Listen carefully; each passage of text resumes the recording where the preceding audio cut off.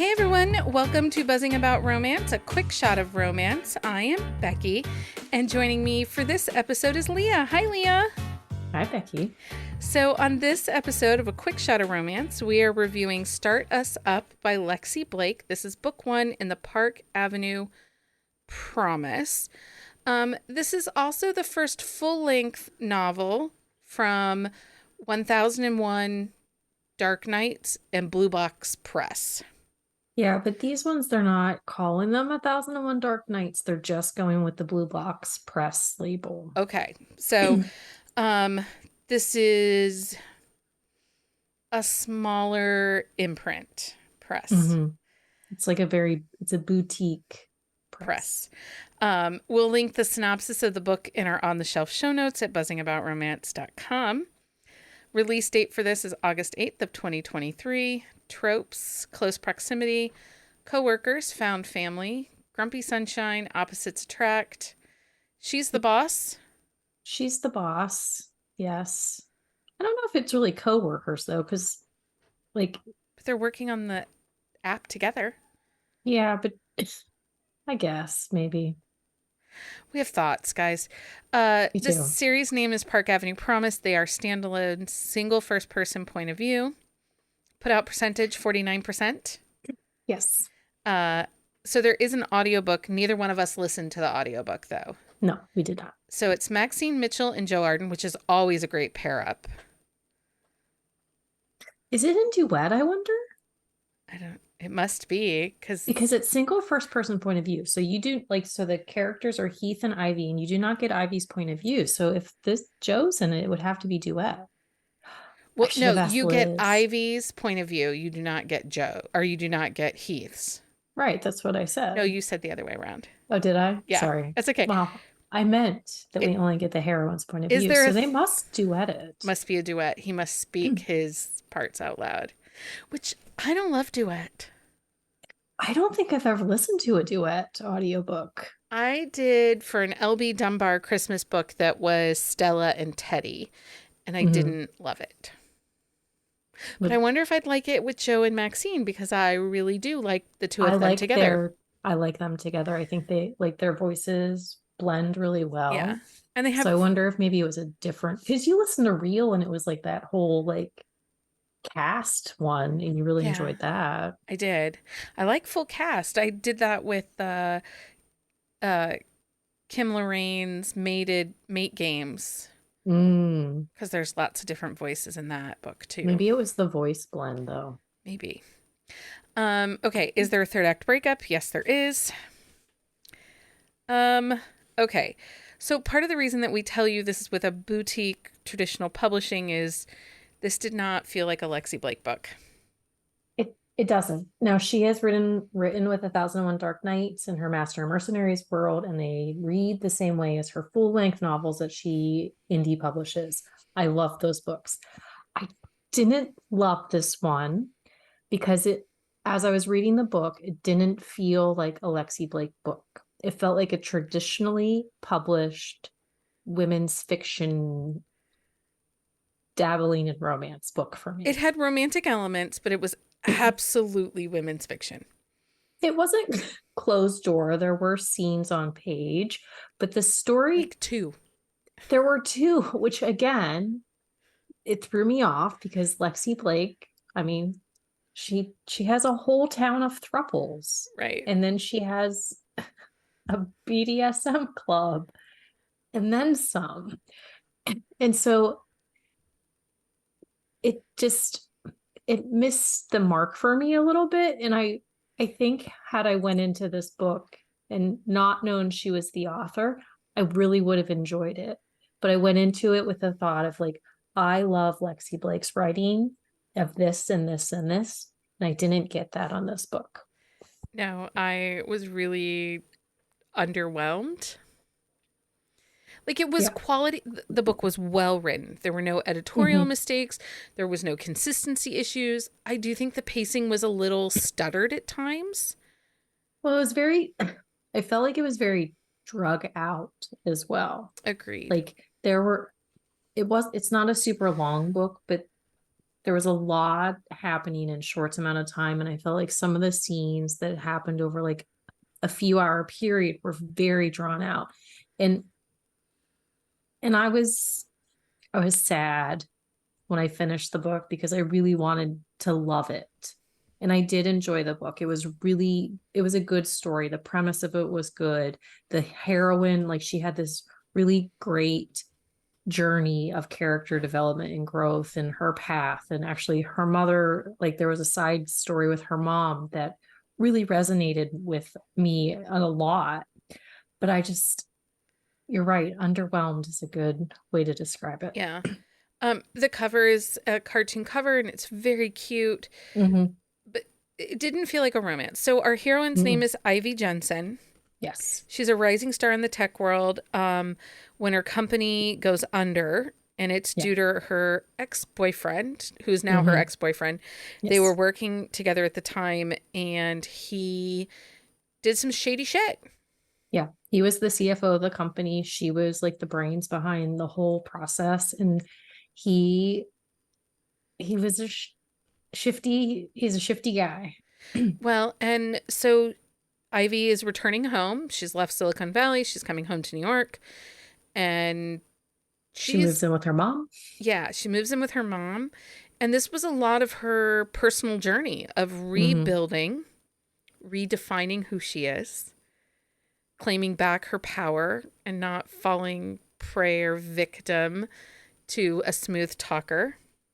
Well, and it's also her getting some clarity given to her by some of the people in her life that the money that she was after in like her old company like isn't necessarily like the be all and end all of like where she should go. Like she should be happy with the successes that she has, and it's not about chasing the dollar. It's about chasing that best I can be mentality. Yeah. And she is the grump. Yeah, she is. And she's very much a pessimist more than a grump. Yeah, which I honestly like. She I was a little understood you. Ivy. Yeah. She's a little bit me because I tend to be a little bit grumpy and pessimistic. And Not only is the glass half empty, but it's leaving a water ring on the freaking end table, and I'm going to have to clean it up, person. yeah, yeah. I think I think maybe that's why like I had a harder time with this book though too, because I am Ivy in a lot of Yeah. ways. Yeah. She's so grouchy. I think that she's really developed.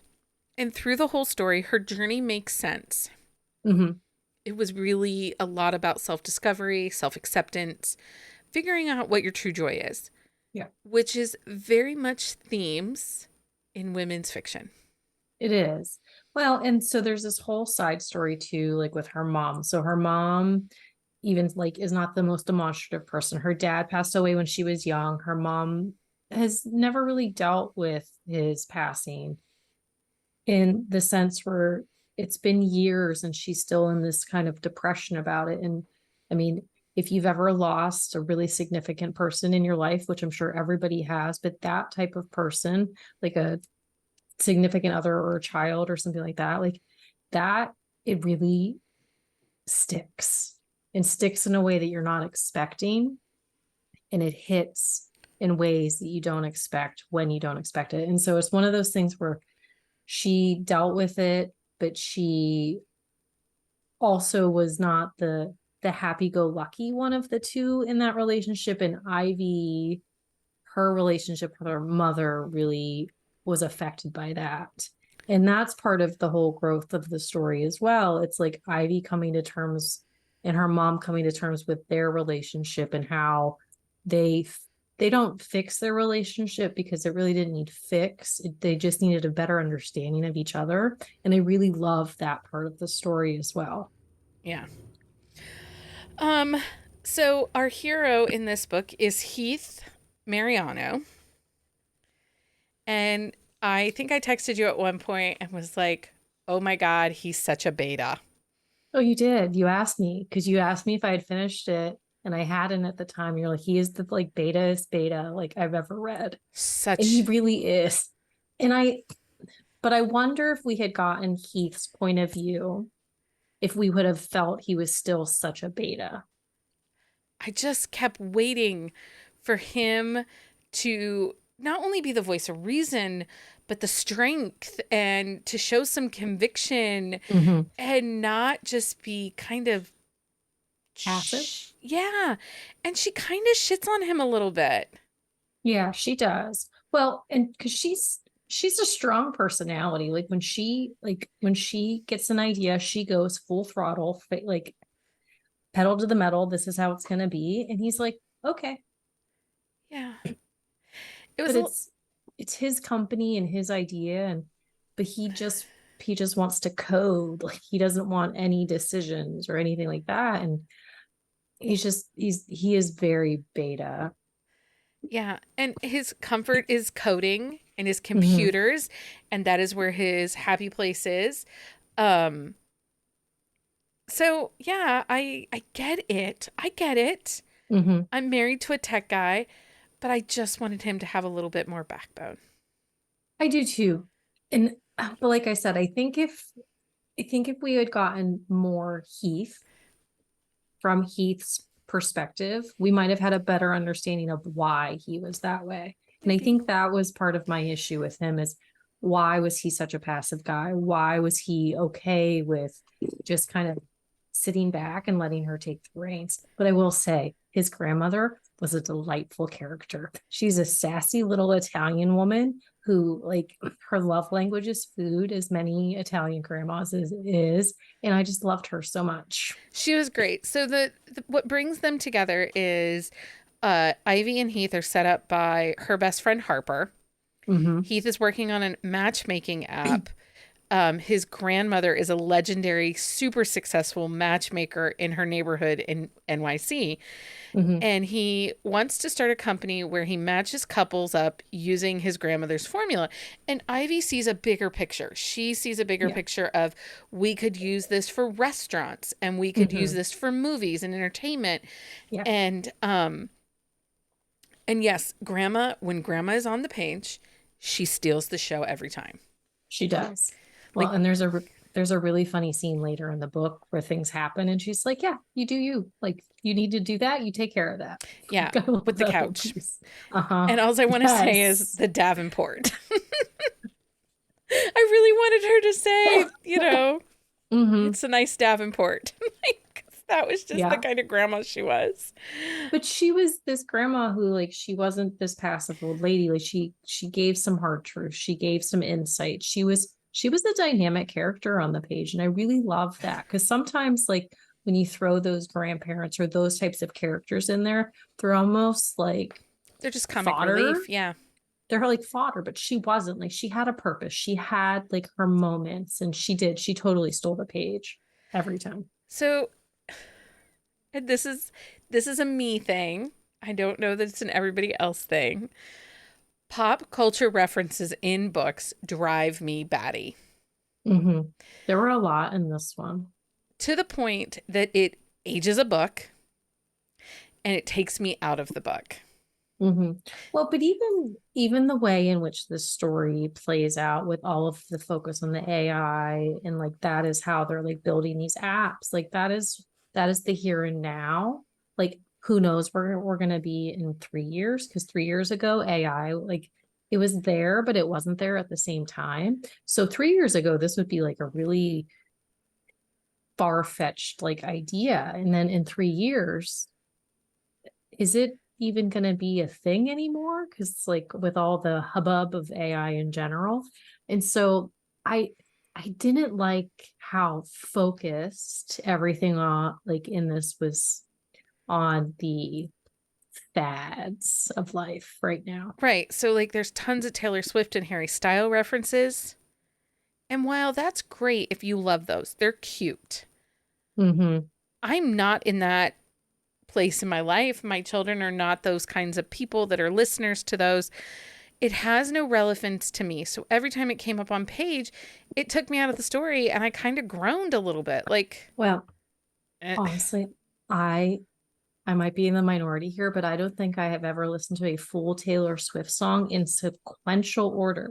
start to finish. Like I've probably heard a full song, but never all at the same time. Ever. Because you only hear the ticky talks.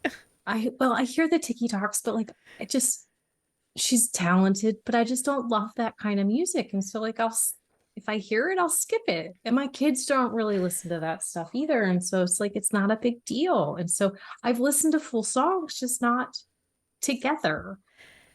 So one of the other things that I struggled with, it is light on the romance. It definitely is more rom-com. There's no suspense. When I pick up a Lexi Blake book, you want suspense. Now, if I pick up a Sophie Oakes book, I don't expect suspense because that's not what those are about. And if she's writing with somebody else, like if she's writing with Shayla Black, again, I'm not expecting suspense, but oftentimes there is suspense. Well, but even her Sophie Oak books, like the whole Bliss, like there's suspense in some of those. Like it depends on the storyline, but those are also thruples. So there's just a lot of sex and like this whole like different like scenario there. And so this book, I missed the suspense. I missed those Easter eggs and those elements. And honestly, I kept waiting for something. I mean, we just did that huge deep dive of the Gentleman. Yeah, the Perfect Gentleman series. Honestly, when she confronts Nick, who is the ex, I was waiting for a gun to be pulled. Yeah, like I think I just was waiting for something big like that. But this is one of those things, one of those situations where you see an author who writes a certain way for an indie book, or they have written a certain way in the past for traditionally published stuff, but their voice changes in trad pub now. Yeah. She's not the only one that this happens to. No, we have a list. We do have a list where if an author is writing an indie book, they write a certain way. If they're writing for this publisher, they write a certain way. If they're writing for this publisher, they write a certain way. And I think that that's one of those things. And I don't think it was a failure. I just think that the Lexi Blake name was not maybe the best choice for this book. I picked this book up, seeing, oh my gosh, yes, it's a new series from Lexi Blake. I kind of expected, and it was New York City, so I kind of expected Butterfly Bayou in New York City. Yeah. Maybe because those are a little lighter in the steam. And they're little rom-commies. There's some shenanigans. But I didn't get any of that. And again, the writing of this book is solid. It is well edited. I felt the pacing was a little studied. But it just wasn't the book I thought it was going to be. And again, this could be my fault because, I don't read a blurb. I didn't know it took place in New York City. No, but I read blurbs. But going into this, like I had an expectation. Like I have, like when you read an author religiously, when you read books that they put out and like over and over and over again, and you have this expectation of what you're going to get when you open, like when you tap that Kindle button or flip that Kindle case, because we all know I am not opening a paperback because that just would crack the spine and stress me out. But when I like turn my Kindle screen on, I have an expectation when I am reading an author that I love. And I was let down with this in the sense where I didn't get what she usually gives me. And like I said, if it had been a different author name on it, I would have went into this book with a totally different mindset. And I think I would have had a different end feeling on it. Yeah. Because it is a strong story. It just was not the story that I wanted. Yeah. It just wasn't, it didn't meet our expectations. Okay. Do you have a book you think we should review for a quick shot of romance? Send us an email to thebees@bookcaseandcoffee.com. Leah, thanks for hanging out with me and reviewing Start Us Up. It's always a good time hanging out and talking books. Until next time, everyone. Happy reading, everybody. Find us on Instagram at buzzingaboutromance or on Twitter at buzzingromance. If you like the podcast, please leave a review. If you'd like to support us directly, join the Bookcase and Coffee Patreon and receive exclusive content only available to Patreon members. Check out bookcaseandcoffee.com for our on-the-shelf show notes.